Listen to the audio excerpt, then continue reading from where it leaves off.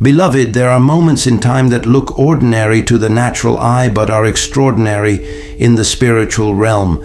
Not every day carries the same weight. Not every date is equal. Some days are gateways. Some moments are divine appointments. And God says that January 1st, 2nd, and 3rd are not ordinary days. Many people rush through these days without discernment. Some treated them casually. Some were distracted. Some were asleep spiritually. But God says, if you ignore what I marked, you will feel the consequences later, not as punishment, but as missed positioning. These first 3 days were not just the beginning of a year. They were a spiritual foundation. God always works by principle. In creation, the foundation determines the structure. What happens at the beginning governs what follows. That is why God speaks strongly about first things, the first fruit, the first love, the first obedience, and now the first days. January 1st was not just about celebration, it was about alignment. God was listening carefully to what His people would prioritize, not just what they prayed, but what they valued. Some people entered the year with gratitude, others entered with fear. Some entered with faith, others entered with complaint. God says, what you released on the first day became a seed. January 2nd was about direction. God was watching what voices you would listen to, whether you would be led by faith or by emotion, whether you would seek clarity or remain in confusion. Some adjusted their direction, others continued blindly. God says, direction is more important than speed. January 3rd was about commitment. Commitment to discipline, commitment to obedience, commitment to growth. Not emotional promises, but practical decisions. God says, many people want my promises, but few honor my process. Why are these days prophetic? Because God uses beginnings to establish authority over the rest. When you surrender the start, God governs the journey. When you ignore the start, you struggle throughout. God is saying this clearly.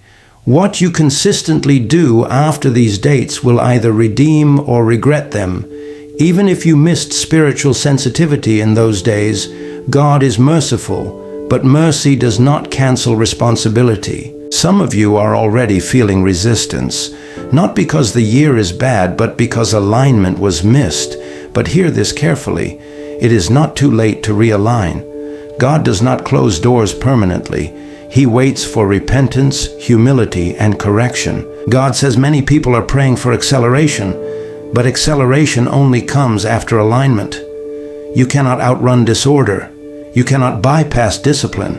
And you cannot harvest where you did not plant. January 1st represented your posture. January 2nd represented your direction. January 3rd represented your priorities. Ignore posture and pride grows. Ignore direction and confusion multiplies. Ignore priorities and distractions dominate. God says, some of you are tired already, not because the journey is long, but because you are carrying what I never assigned you. These days were also about words. God was listening to declarations.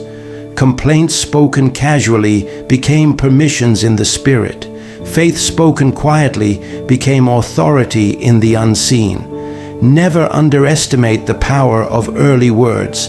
They echo throughout the year. God is calling His people to recover the fear of God, not fear as terror, but fear as reverence. Reverence for time, reverence for instruction, reverence for divine order. Many regret does not come from bad intentions. It comes from delayed obedience. God says, I warned you not to ignore this because I wanted to protect you from unnecessary struggle.